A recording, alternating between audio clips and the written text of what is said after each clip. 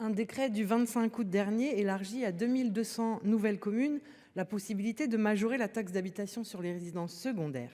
Décret très attendu par de nombreuses communes qui étaient jusqu'à présent exclues de ce dispositif. Malgré cet élargissement, beaucoup restent oubliés. C'est le cas de Dieppe, de la ville d'Eu, du Tréport ou de Saint-Jouin-Bruneval, proche d'Étretat par exemple, en Seine-Maritime. Or, rien ne justifie leur exclusion du dispositif. À Dieppe, les résidences secondaires ont augmenté de 407% en 50 ans. Le nombre de locations saisonnières de 150% en 3 ans. Et l'on y compte un logement disponible pour 9 demandes dans l'agglomération pour ce qui concerne les petits logements. Au Tréport, 490 demandes de logement social sont en souffrance. Eux comptent 520 demandes actives.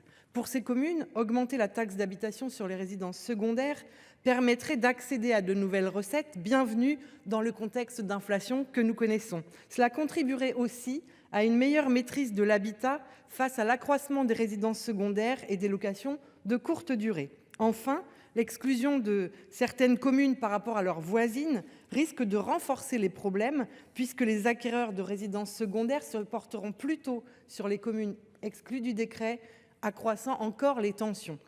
Pourquoi, Monsieur le Ministre, de nombreuses communes se retrouvent une nouvelle fois exclues de la possibilité de majorer la taxe d'habitation sur les résidences secondaires sans explication, alors qu'elles ont pu démontrer la nécessité de recourir à celle-ci? Je vous remercie. Sénateur, Madame la sénatrice, vous avez appelé mon attention sur les critères qui ont été retenus pour établir par décret du 25 août 2023 la liste des communes intégrant les zones tendues.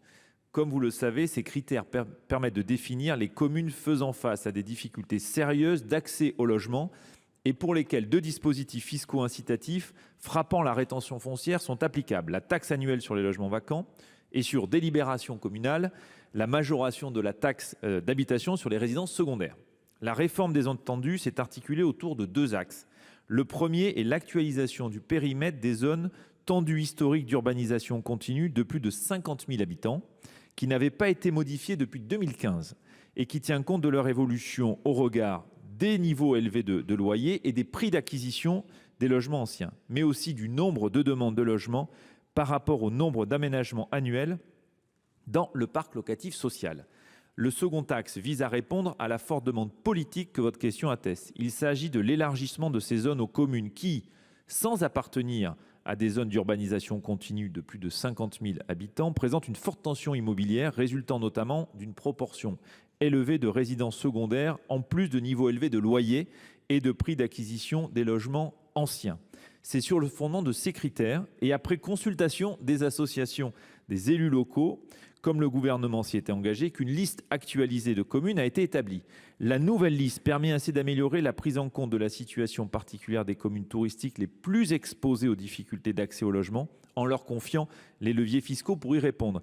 Il s'agit d'un élargissement très sensible puisque le nombre de communes a été multiplié par 3, de même que le nombre de résidences secondaires couvertes qui représentent plus de 2/3 du parc. Merci Madame la Présidente. Monsieur le Ministre, vous me faites une réponse un peu technique, si vous m'autorisez cette remarque. Une première partie du chemin a été faite effectivement en élargissant et c'était très attendu. Mais je crois qu'à la lumière d'exemples que je donne, à la lumière d'exemples dans d'autres départements, il serait utile, me semble-t-il, de réouvrir ce sujet, de regarder concrètement, je vous ai donné des chiffres précis, pour publier une nouvelle liste actualisée de communes qui pourraient tout à fait prétendre à ce dispositif. Je vous en remercie.